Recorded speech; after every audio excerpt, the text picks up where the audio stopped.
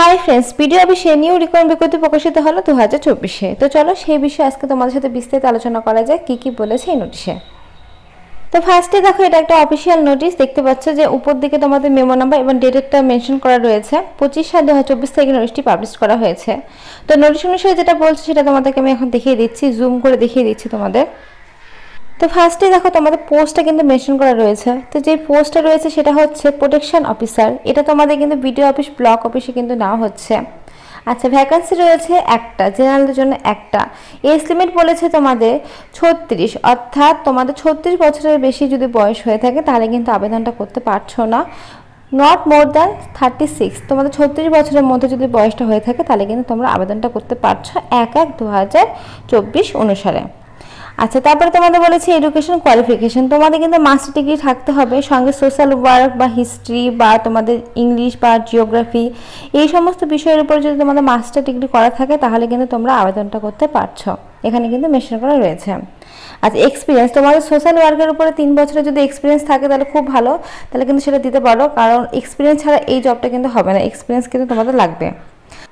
এরপরে বলেছে computer skill. তো তোমাদের গুড কম্পিউটার স্কিল কিন্তু থাকতে হবে। তোমাদের দেখো এমএস অফিস ওয়ার্ডে যে সমস্ত কাজ হয় সেগুলো কিন্তু তোমাদের খুব ভালোভাবে জানতে হবে, এখানে কিন্তু মেনশন করা রয়েছে।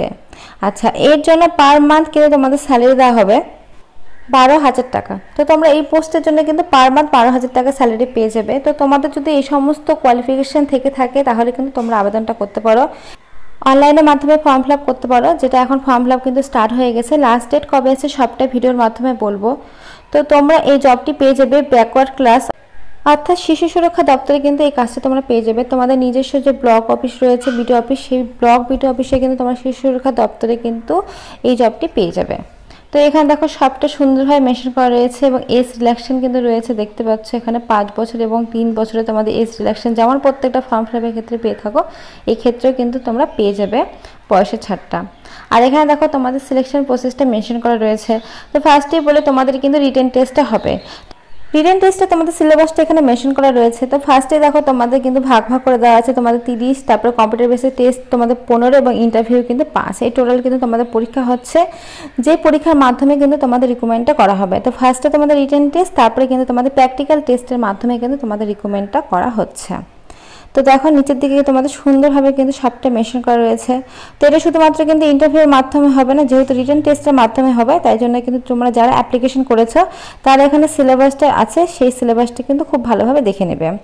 আর এখানে কিন্তু অ্যাপ্লাই করার জন্য অবশ্যই তোমাদের মাস্টার ডিগ্রি থাকতে হবে। তো ওই যে সমস্ত সাবজেক্ট আমি বললাম সেই সমস্ত সাবজেক্টের উপরে যদি তোমাদের মাস্টার ডিগ্রি থেকে থাকে তাহলে কিন্তু তোমরা অ্যাপ্লাইটা করতে পারবে। দেখো এখানে মেনশন করা রয়েছে। তারপরে দেখো তোমাদের অনলাইন ডেটটা কিন্তু মেনশন করা রয়েছে। তো তোমাদের 29/7/2024 তারিখ থেকে কিন্তু এই অনলাইনে ফর্ম ফিল আপটা কিন্তু স্টার্ট হয়েছে। লাস্ট ডেটটা তোমাদের রয়েছে 12/8/2024 তারিখ পর্যন্ত, অর্থাৎ আগস্ট মাসের 12 তারিখ পর্যন্ত কিন্তু তোমরা এই ফর্ম ফিল আপটা করতে পারবে, এখানে দেখো মেনশন করা রয়েছে।